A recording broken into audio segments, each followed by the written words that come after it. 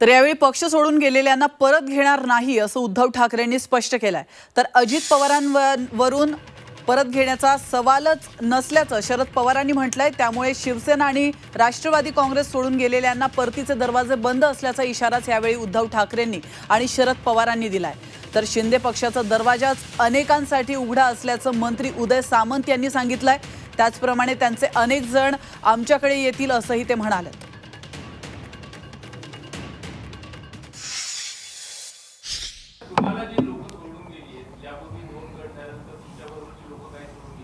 अजिबात परत घेणार नाही। उद्धव जी ने साफ कर दिया कि जो लोग छोड़कर गए हैं उनको वापस नहीं लेंगे, लेकिन आपके लोग भी छोड़ के गए, आपके भतीजे गए, अब जो हार गए हैं उनमें खतरी मची है, तो आएंगे तो क्या आप साथ में लेंगे कि नहीं लेंगे? सवाल ही फायदा नहीं होता। दरवाजा उघडा म्हणून सांगितलं कोणी? जर कोणी दरवाजा उघडा म्हणून सांगितलेलंच नसेल तर आम्ही जाणार, आम्हाला घेणार, ही चर्चाच खरं कुठं होता कामा नये। परंतु एक मात्र आहे की शिंदे साहेबांनी आपला दरवाजा थोडासा उघडा ठेवलेला आहे।